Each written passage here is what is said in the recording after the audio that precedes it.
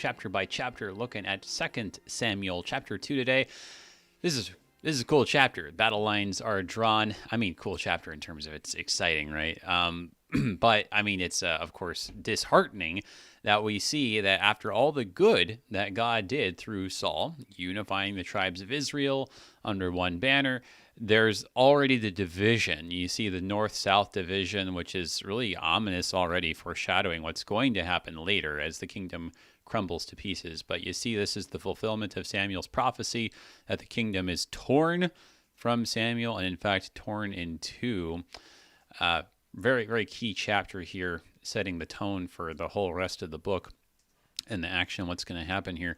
Joining us today, we've got as our guest Pastor Doug Nicely, pastor at Jerusalem Lutheran Church in Collinsville, Illinois. And of course, I always say this, but for some reason, it just seems like Pastor Nicely's church name always nicely goes well with our text. Good morning, brother. How are you doing? Good morning, Pastor AJ. I'm doing just fine. Even though David doesn't end up in Jerusalem today, thank you much. Yeah.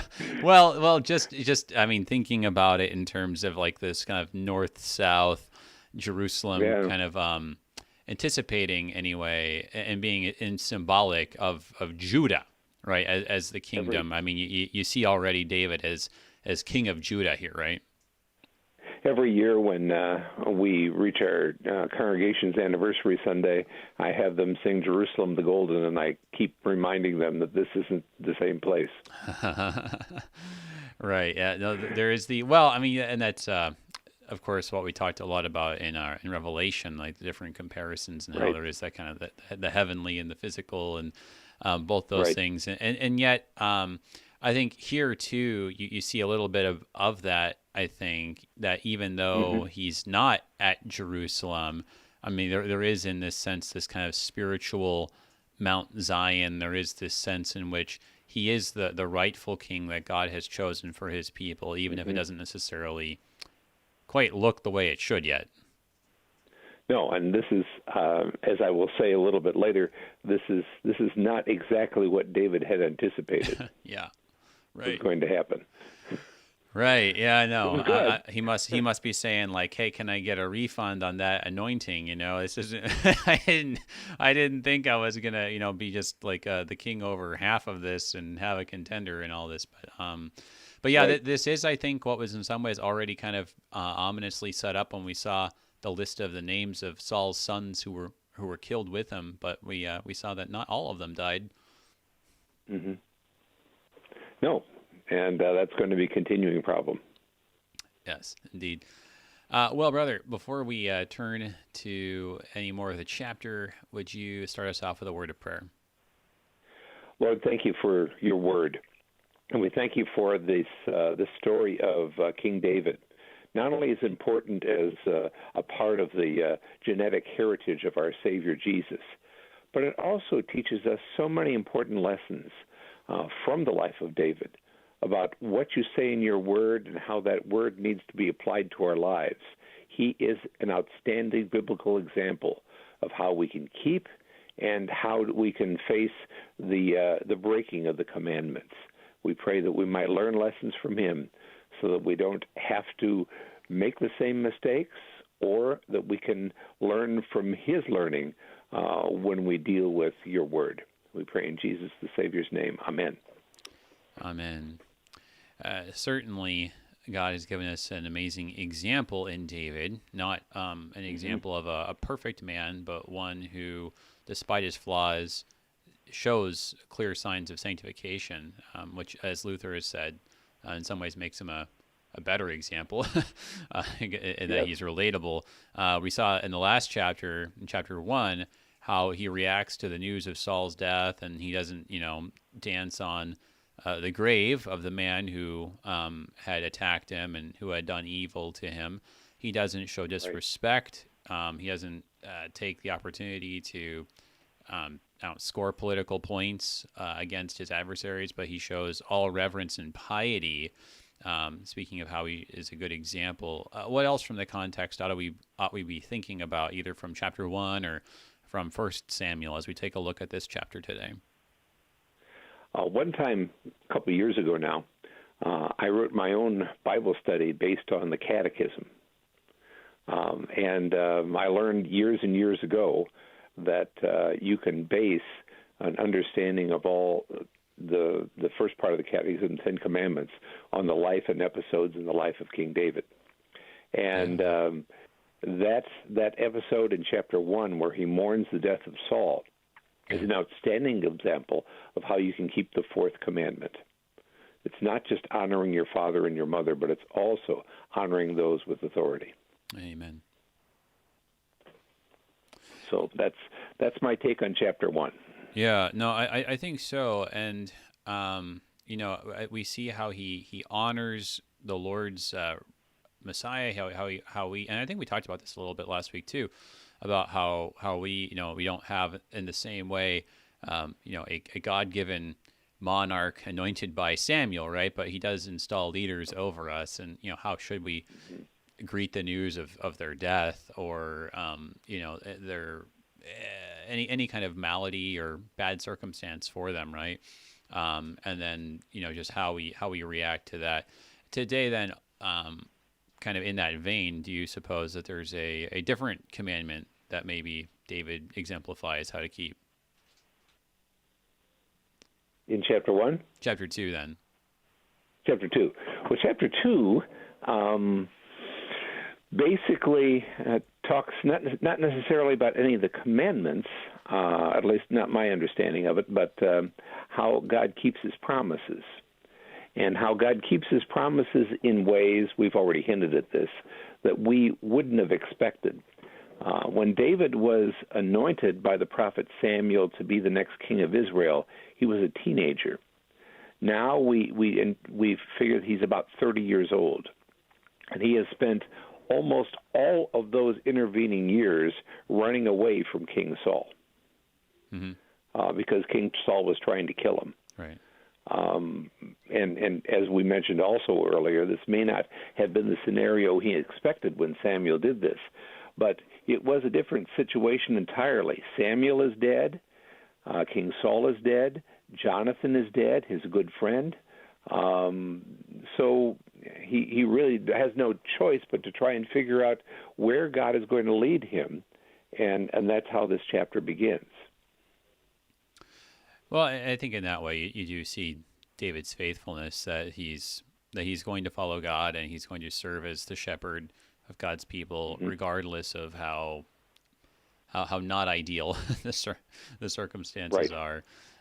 Let's go ahead then and give the chapter a read through here. We've got 2 Samuel chapter 2 here in the English Standard Version from the top. After this, David inquired of the Lord, "Shall I go up into any of the cities of Judah?"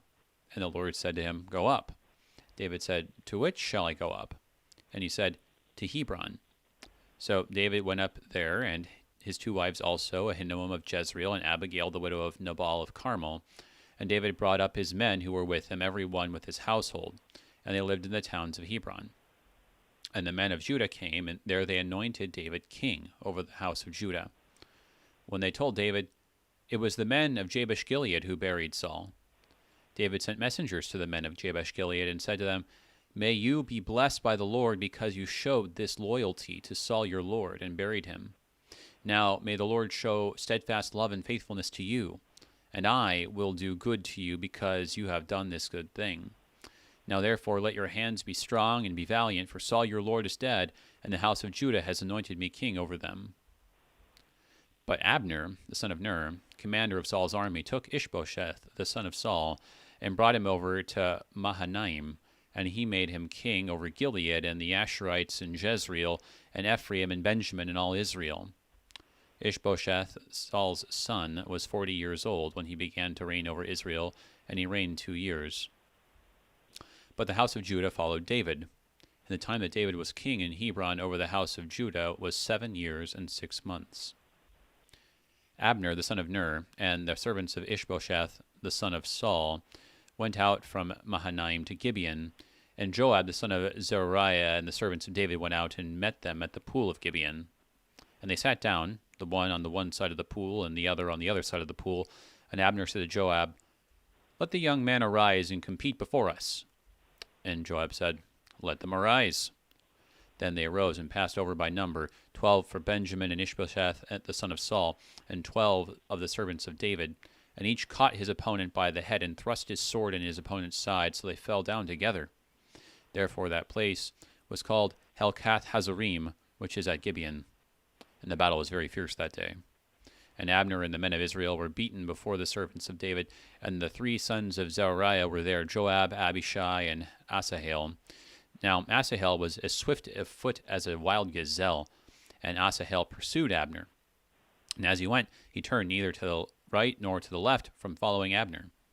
Then Abner looked behind him and said, Is it you, Asahel? And he said, It is I. Abner said to him, Turn aside to your right hand or to your left, and seize one of the young men and take his spoil. But Asahel would not turn aside from following him. And Abner said again to Asahel, Turn aside from following me. Why should I strike you to the ground? How then could I lift up my face to your brother Joab?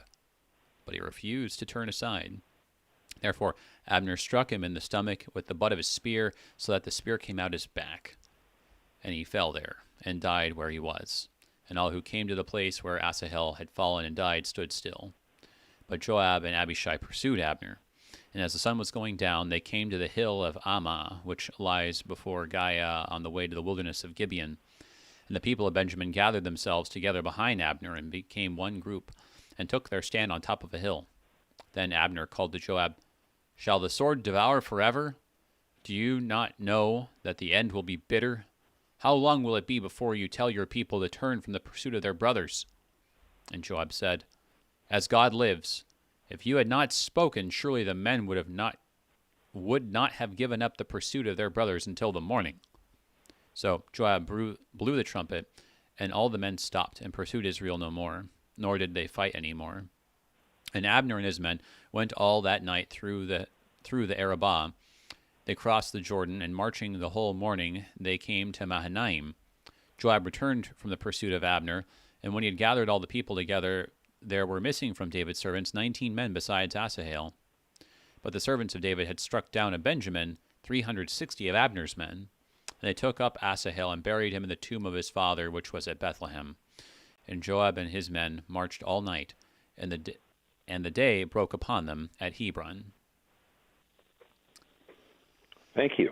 All right, so that's the whole thing. Yeah, all right, we got a lot to talk about. we do, but kind of like taking a step back and looking at this chapter, it's interesting how these characters who so far had been relatively minor characters, right, are the ones who take center stage for a time here. It's not really about David and Ish-bosheth. I can't say the name right now.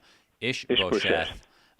Yes. Personally, right? Like they're not like personally right there. You kind of, it's all about their proxies, about these messages that are getting sent back and forth, about these people who are deciding who they're going to be loyal to, and kind of in the midst of it, there's this competition and this pursuit we have going on here, which I think might be, I don't know, might strike us kind of strange. Like, hang on, what's going on here? Is this like a foot race? What's going on? How's this kind of fitting into the bigger picture? Let me give you a little background. I've done a little bit of study in this area, and one of my what I call tour guides is a fellow who wrote a book about this whole story of David. Eugene Peterson, you probably remember him from the Message translation. Yep. Well, his book is called "Leap Over a Wall," and basically the subtitle's interesting: "Earthly Spirituality for Everyday Christians." And he talks about this thing that you just said, and he calls these guys who went out in the midst of the wilderness to do this battle. Abner and Joab and his brothers, he calls them boneheads. and just to make a comment on what you just said, it says, why are boneheads like Joab and Abner allowed to take up so much space? The answer is quite obvious.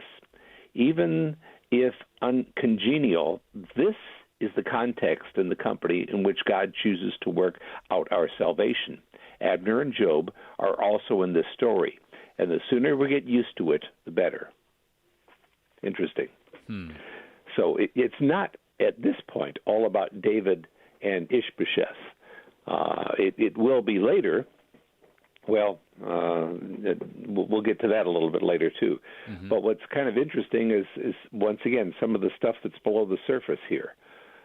If you remember, you've got a parallel account in First Chronicles to what's going on in Second Samuel. Mm-hmm. And First Chronicles is much more into genealogies and names of people and what have you. Right. And what's interesting about the name Ish-bosheth, for instance, is that that's not his real name. Sure. His real name is Ish-baal. Right. Which means he was named after the Canaanite god. This is Saul's son, who named his son after the Canaanite god Baal. Ish-bosheth would mean man of Baal. Ish-baal would be man of Baal. Ish-bosheth actually means literally the man of shame. Right. And you know, and that can make you feel bad about Saul, but that's not the whole story. Jonathan had a son, if you remember, who was named Mephibosheth. Mm-hmm. And once again, if you compare Chronicles, his name really was Meph-baal, mm-hmm. which means that Jonathan named his son after the Canaanite god too. Interesting. Well, yes. It just shows that these people were dedicated to the Lord, but in the ancient world, there were gods for every nation. Now we understand that, but part of it is an understanding of what the gods did and how they performed and what they produced. Right. If you won a war, if you won a battle, then your god was stronger than the other people's gods. Right.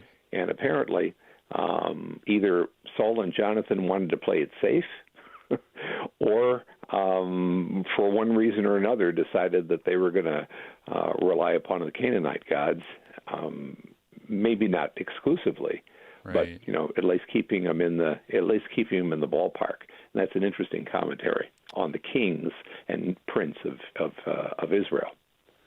Well, you know, and it is, I think, another helpful reminder, you know, lest we think that like, oh, well, you know, Saul is just terrible evil guy, and then like everybody, you know, everyone else in this story, they're like, you know, nice like white knights in shining armor or something like that. But like even Jonathan, right, names his son with that, you know, as you were saying, that Baal element in his name.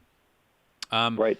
Pointing, I think, to a time like my take on that, and I said it before when we've talked about these names, is that, you know, Baal on one level is a word that simply means Lord or husband, and so in a time where there's like a whole lot of things going on and not a lot of centralization, it's easy mm-hmm. to kind of take the idea of the name of God and say like, well, you know, God has many names. You know, there's El, there's Elohim, there's Yahweh, and there's, you know, Baal, you know, Lord, right? You know, there's Adonai, right. which also means Lord, right? And so it'd be very right. easy in that context to kind of just take it as not just another one of God's names, but in later times, right? How when these things were kind of, I think kind of the lines were getting more and more clearly drawn to be in a situation where you say, no, actually, you know, we're not going to use this term anymore for God because it's associated with all this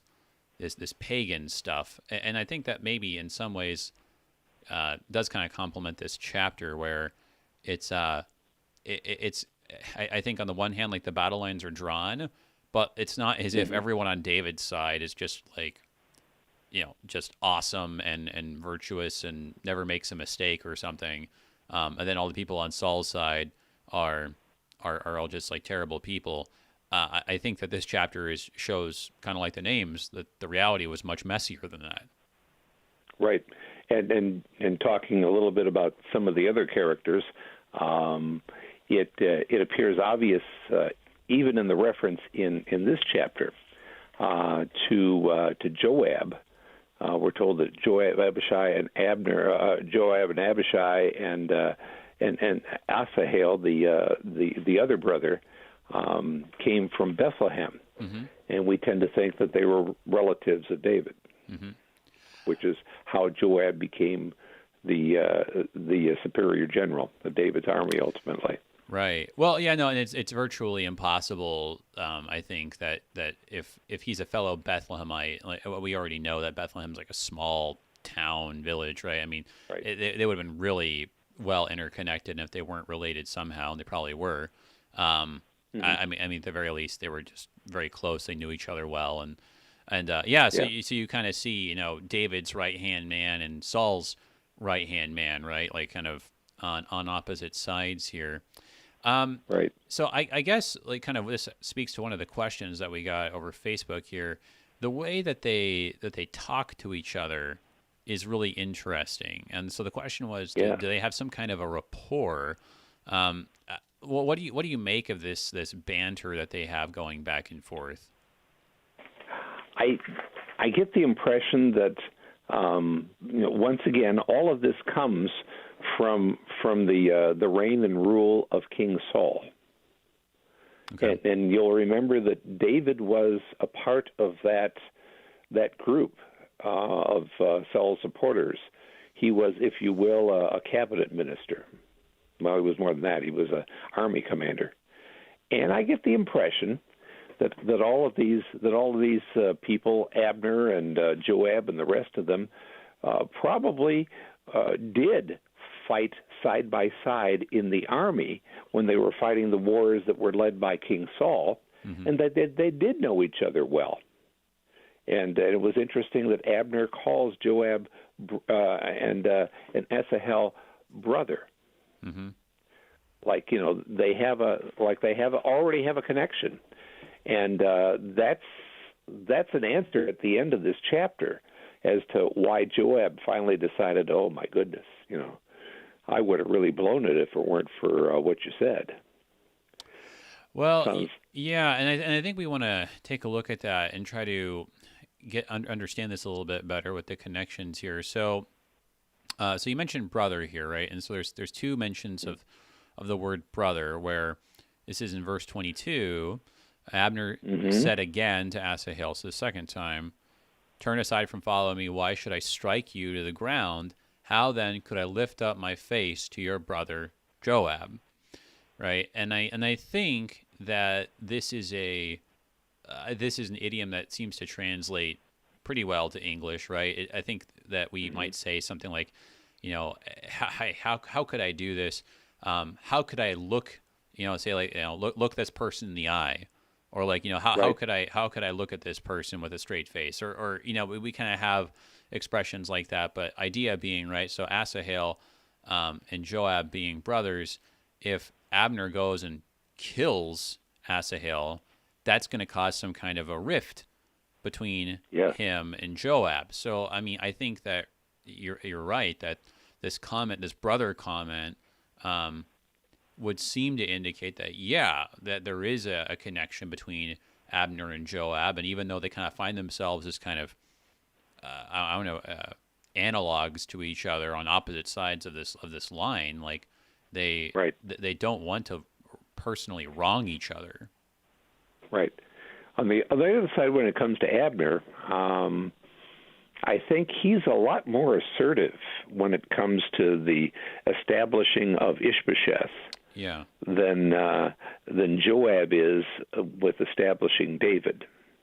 Yes. You get the impression as you go through this that if it weren't for Abner, who came up with this idea about Ish-bosheth, that Ish-bosheth probably wouldn't have even gotten it. Right. Abner, son of Ner, commander of Saul's army, took Ish-bosheth, the son of Saul, and brought him over to Mahanaim. And they made him king over Gilead and the Asherites and Jezreel and Ephraim and Benjamin and all of Israel. Abner made Ish-bosheth the king. Right. Abner, the general, made Ish-bosheth the king. And this was I was going to say, I think in a lot of ways that makes sense that like this prominent military general would play such a hand in it, that he would either in some ways take up the mantle himself, or at least be the kingmaker here, in the absence of a prominent prophet like Samuel. We should get back, I think, more to this this dichotomy here, Joab and Abner, but it's time for our break. Everybody hold on. We're looking at 2 Samuel chapter 2 on Thy Strong Word, and we'll be right back.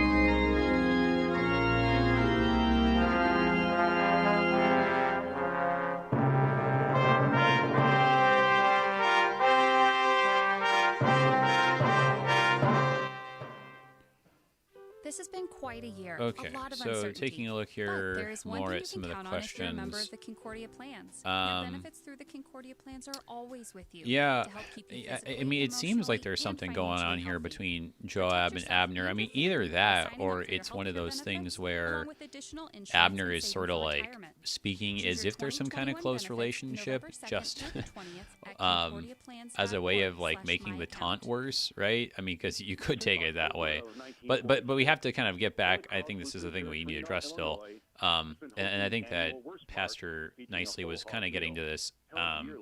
Just what is Abner trying to do here when he says, "Hey, quit running after me," right? You know, hey, knock it off. It seems perhaps that he's not just, I don't know, like he's not just tired, or he's not just trying to like rub it in their faces, but he's actually trying to be decent here, which is just interesting then too, when you consider like the way that David sort of seemed to attack his character earlier when he was confronting Saul. But here's some of the questions here. Is lack of response from Jabesh Gilead a signal that they chose to follow Ish-bosheth and Abner instead of David? It's a good question. Some email questions too. Who is properly loyal?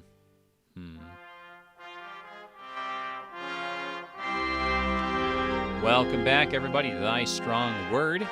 I'm Pastor A.J. Espinosa. We're looking at 2 Samuel chapter 2 today, joined by our guest, Pastor Doug Nicely, pastor at Jerusalem Lutheran Church in Collinsville, Illinois. If you've got a question for us and you're listening live, join the conversation, facebook.com/AJ Espinosa. Taking a look at a couple questions there that we'll turn to in a minute. You can send an email to kfuo@kfuo.org. I got a few questions from James. We'll be taking a look at these here in just a moment. Good. You can also send your questions or comments along just by giving us a call, 1-800-730-2727, or if you're in St. Louis, 314-821-0850. I want to thank our underwriters at the Lutheran Heritage Foundation for their support. Thank you guys for supporting Thy Strong Word. Their website, lhfmissions.org. So we were just talking about this, this Joab Abner dichotomy, this back and forth here. So I think you were starting to speak to this earlier. Okay, what is going on? So they decide to have a competition of some kind, yes, right? Right.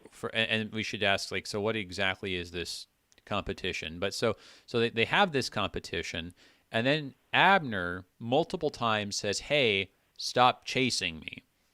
Yes. And then what? After this doesn't get realized, it ends up that Asahel gets struck dead, and like there's kind of a decent amount of narration. In fact, there's some more narration in some ways of this than there was of Saul's death back in 1 Samuel chapter 31. So, right. and then you mentioned at the end, Joab seems to have. Well, he seems to say something along the lines of. I mean, it sounds repentant in verse 27. As God lives, if you had not spoken, surely the men would not have given up the pursuit of their brothers until the morning. So, just okay. What is this competition? Is it, as you mentioned with the Eugene Peterson title there? Is it a bonehead idea? Is that why Joab is repenting? It seemingly in verse 27. Like, can you help us make sense of this? Well, just borrowing Peterson's phrase one more time, it isn't bonehead the way we normally understand this. A bonehead is a person who is driven to accomplish whatever it is that his goal and objective is. And we have two boneheads against each other. Joab is absolutely convinced that his man David should become the king of all of Israel.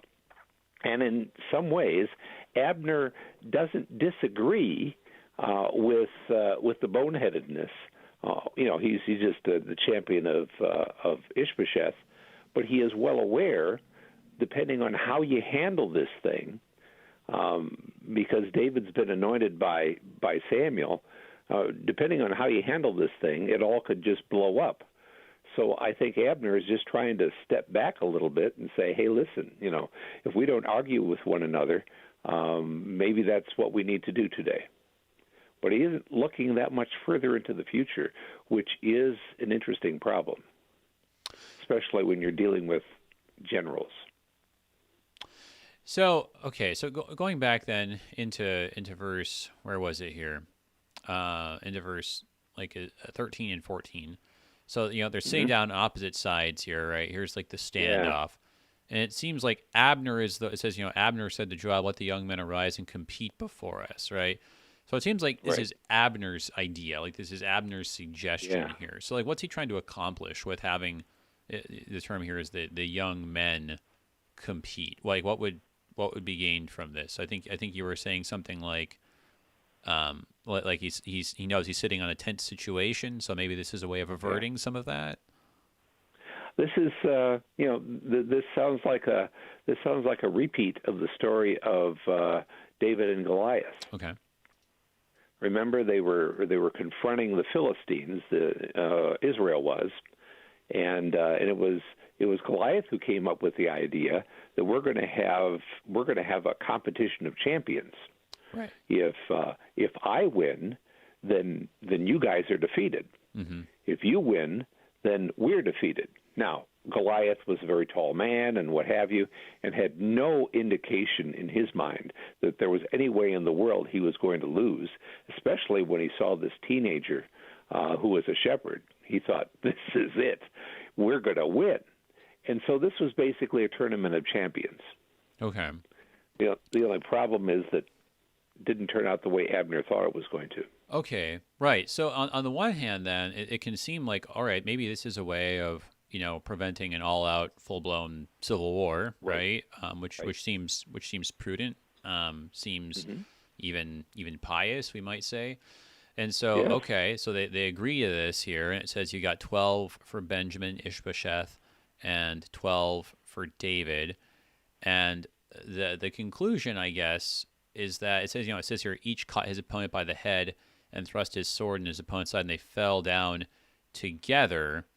So it seems like, well, I guess this kind of just ends in a massive and tragic draw, so that when then you get to verse 17 here, and this is like maybe like a difficulty in the translation too, but like the translation, and the battle was very fierce that day. You might take that if you're reading along in English, and I feel like actually as I read it, I almost kind of read it this way, as kind of a summary statement on what had happened between the 12 champions on the one side and the 12 champions on the other. But in the Hebrew, the form is actually, and the battle became fierce, or there arose even a very fierce battle that day. So I think, to your point, it seems like, well, because that just ends in this catastrophic failure, it's just an all-out brawl then between both sides. Right. And that makes sense for what's said in verses 30 and 31, that Joab found that he was missing 19 of his men besides Asahel, but the servants of David had struck down 360 of Abner's men. So this chaos ended up in a real battle. So instead of a way of preventing excess bloodshed and just keeping it being this 12 on 12, and then maybe we can just pack our bags and go home, it ends up just provoking both sides and having them be all the more antagonized. And I think that gets back to how you were describing kind of Peterson's take on or use of the term bonehead, that it really just by seeing each side seeing these 12 men all just die this way, right? these 12 men that they were rooting for and like hoping, yeah, okay, they're going to win. By seeing this happen, they are just, they're put into this frenzy, this bloodlust here, and I think that gets to Joab's comment later that both sides were at the point after seeing this happen that they weren't going to stop until everyone on the other side was in the ground. Yeah, Abner thought he was starting a football game. Yeah, and Joab's people decided, no, this is a war. Yes. Right. Exactly. So okay. So you have that happen. The whole thing just blows up, and so and then I think then you get this comment here about verse 18 and 19 then about like who's really fast, and they're all this whole pursuing to the left and to the right, and so this is interesting then because Abner then this is interesting in verse 22 or rather in verse 21. His first thing is turn aside to the right or the left and seize one of the young men, take his spoil. It's like he's almost trying to say, I don't know. This I feel like again actually kind of speaks to something positive about Abner, right? Because it's like he's trying to give Asahel an out, right? Like he's saying, like, hey, it's not that I would beat you. It's not that you're slow and you'll never catch me. It's just, hey, look, why don't you, here's some good spoil here, right? Like, is that what he's doing? Is it kind of like a way of trying to talk this hothead down? He says, well, look at all these pillars here. And from all these would ultimately will be 360 men here. Why don't you take some of their stuff and go home and take your family out for dinner? Yeah. Yeah. Right. So right. And this is a very interesting thing too, that, there's this, and this is big too in this culture, but even still in ours, right? The idea of saving face, that you, like, if you try to say that you're, oh, well, I was like really kind and, I didn't provoke them and like, well, I was very respectful. Right. But if you don't like give the person a way of saving face, like you really are just antagonizing here. And so Abner, to his credit, like the older and wiser man, right, is trying to give him a way of saving face, right? But just no matter what he says, Asahel's just dead set on this. And being older and wiser may be another interesting way of looking at this too. That Abner was older and wiser, and the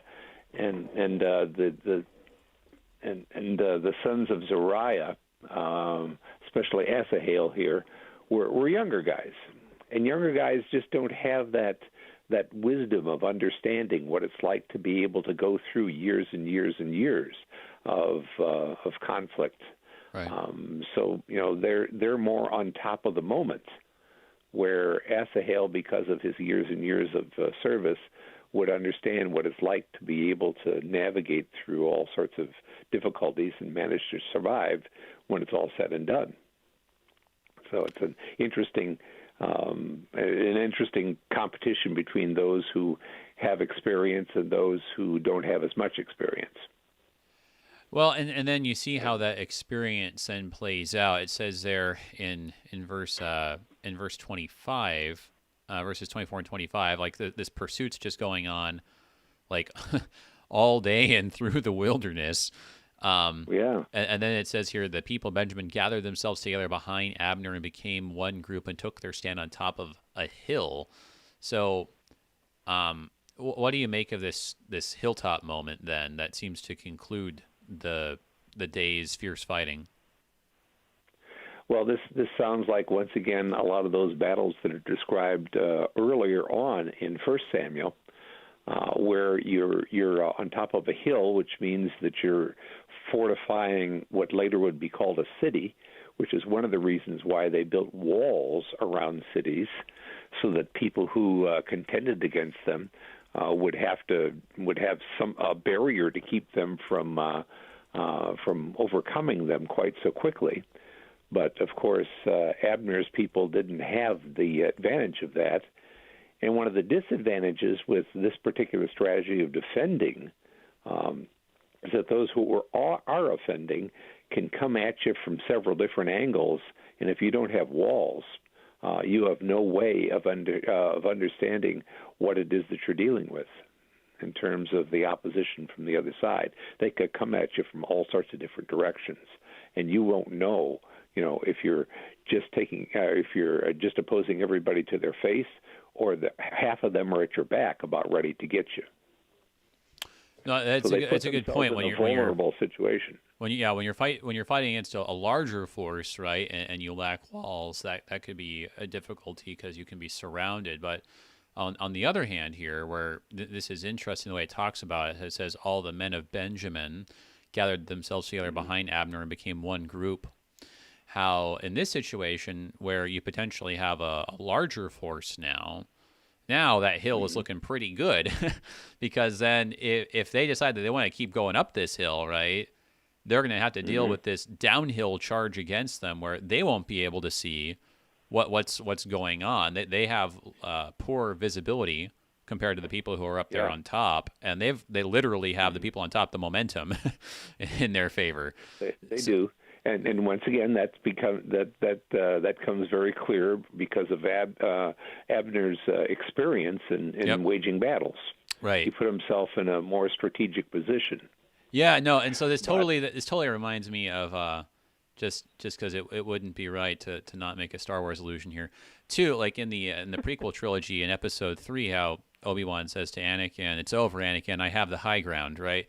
That this move by seizing the high ground is a way of basically just ending the fight and just saying, like, look, there's no point in playing this out. We all know how it's going to end.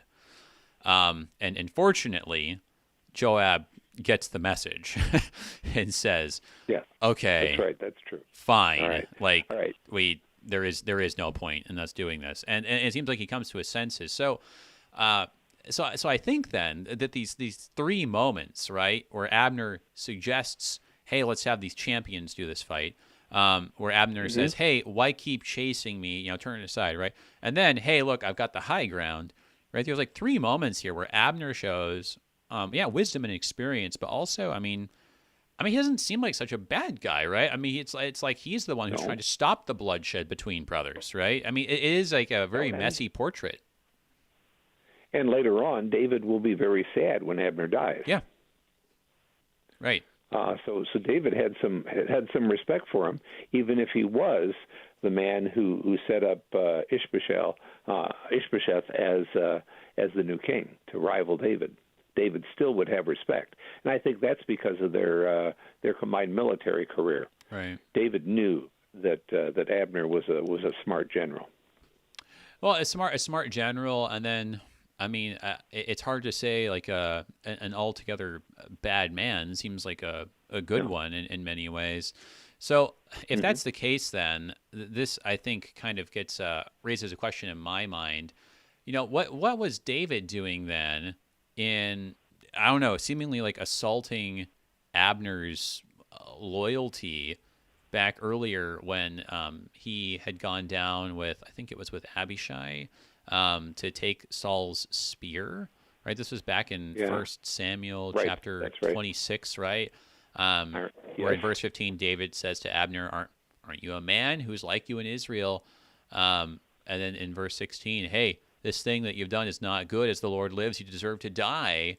So what's David doing back in chapter 26 of the previous book, saying all this against Abner, if Abner is, really like a good guy who deserves admiration?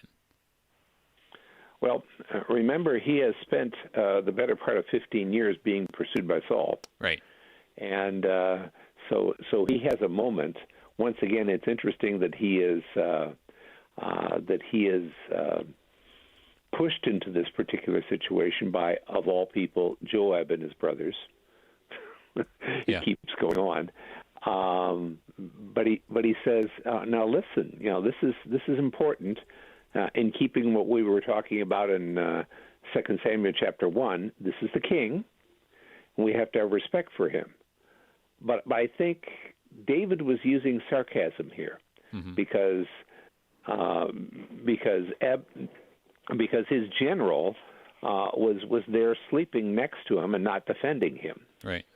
This was more political commentary about Abner there on the mountain next to Saul. He said, "Hey, you're his commander in chief. How in the world do you end up sleeping, not defending him? Why were you asleep when somebody could come right up to your master and kill him?" David was being very gracious, once again in keeping with the fourth commandment. Right. But I could imagine, especially when you're dealing militarily with people, that rivalry keeps coming up all the time. It's kind of like the rivalry that you have, and I'm going back to the illusion again, in sports, where you have people who are good players on one team as opposed to another. And at that particular point, when David was standing next to Saul, he realized that his team was a different team than Saul's team. Well, and I think that gets back to your comment very early on about how this chapter is about God's will, that perhaps back in chapter 26, as you were saying, this has more to do with it's more of a commentary on David's part of the partisanship, right? And he's more like saying, right. Hey, it's not that Abner is a bad or a lazy, general or like an unfaithful servant, right? Or hey, you're the guy who must have put these anti-David ideas in Saul's head, but maybe the point is saying, hey, look, you're of course like a great general, as loyal as they come, and yet even you failed your king. Does that maybe not suggest that you're on the wrong side here? Right? I mean, because it's very interesting in chapter 26 how we have this comment that God was the one who sent them all into this deep sleep. And here we have in chapter 2 here, in many ways, Abner acting prudently, graciously even, wisely. Right. But it just doesn't matter. It doesn't matter how good of a man Abner is. He's still on the wrong side at the end of the day. Right. And I think that really is a strong statement about God's will, that it's just at the end of the day, I think it highlights how we are just beggars. It doesn't matter if we're trying really hard and being really loyal and all these other things, right? Ultimately what matters is God's will. Using a little phrase I heard in the political realm a few months ago, it's all about getting people to play your game. Yeah. And Abner was trying to get people to play his game. Remember, as I said in the beginning of the chapter, it's obvious that this whole thing about Ish-bosheth is Abner's idea. Yeah, well, yeah, no, you do. So you do have that. So going way back to the beginning of the chapter here, it does very much seem to be that Abner is the instigator, right? The way that it introduces him to, where was that here? It says there after the message between David and the man of Jabesh Gilead, you then have but Abner, son of Ner, commander of Saul's army, took Ish-bosheth, son of Saul, and brought him over to Mahanaim and made him king. So yeah, it's he's the one who does it, right? I do wonder though if it's almost like, I don't know. Because it is again interesting that if Abner really is kind of the most prominent general left standing on the northern side, it wouldn't have been difficult, I feel like, in the ancient world to just say, well, then I'm the king. We're going to see, in New Testament history, right? You just see how this happens kind of all the time, how you've got, armies, they just, they're all too eager to declare their general, to be the new king or the new emperor, right? So he doesn't do that. And in some ways, it's like Ish-bosheth is the last heir standing in the house of Saul. So I wonder to what extent that, it's true. It's it was all at Abner's initiative, but if Abner is just saying I'm just doing what a loyal soldier should do. It's my duty to support the heir of the rightful king. And so it's just kind of again, yet another moment of kind of Abner doing the best he knows, but even the best he knows is still fundamentally flawed. Right, because it was the best he knows was opposing the purposes of God's kingdom. Right. Now, God had a plan. no matter what these other people's plans were, God had a plan, and it was going to be fulfilled. So I think then this, I think it takes a lot to just kind of like unpack this, but this kind of brings us then to some of the questions then. So here's one we got over email from James. So who is properly loyal here? Oh, James. Yeah, yes.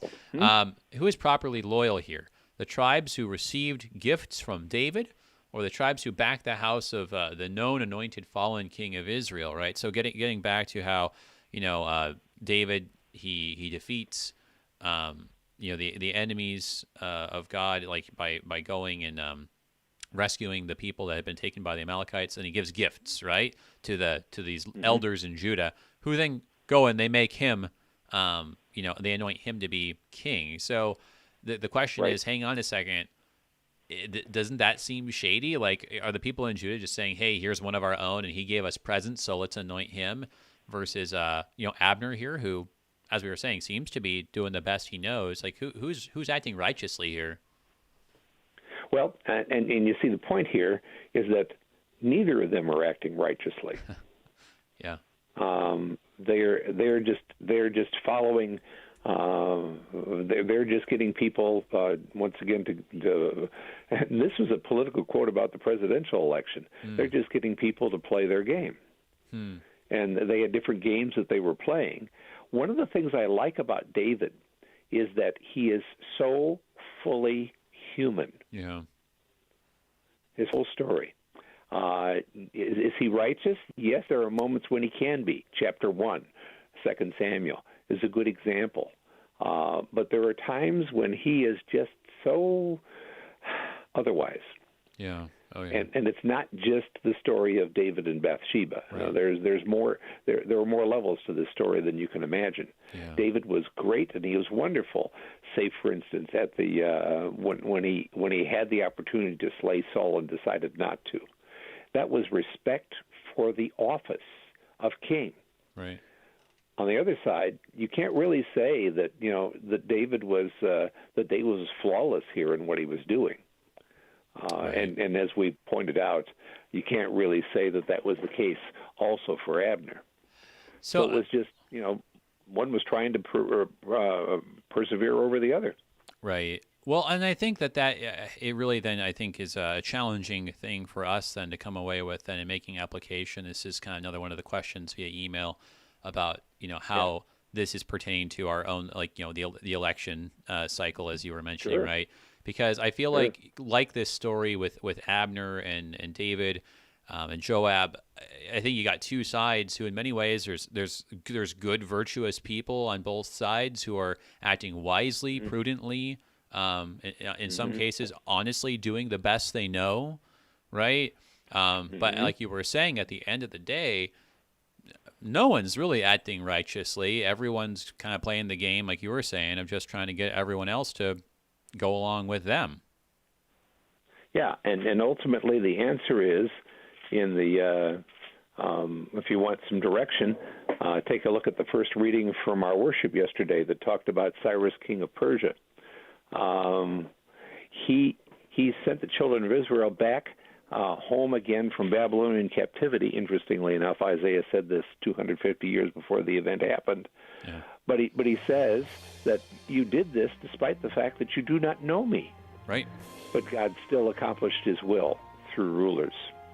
So, I mean, certainly a humbling takeaway from this chapter. Yes. That it really brings us to just confess our how small we are before God, and to thank God for the ways that his will prevails even despite the will of man. Thank you so much, brother. Thank you for unpacking a difficult chapter for us and helping us understand the story. All right. God bless you. Likewise, brother. Everybody, Pastor Doug Nicely, Jerusalem, Collinsville, Illinois, going on to chapter 3 next time. Till then, I'm Pastor A.J. Espinosa. Peace. Ministry of the LCMS. Your support is vital for this program to continue. You can make a gift safe, secure, and easily online at KFUO.org. Thank you for listening and supporting Thy Strong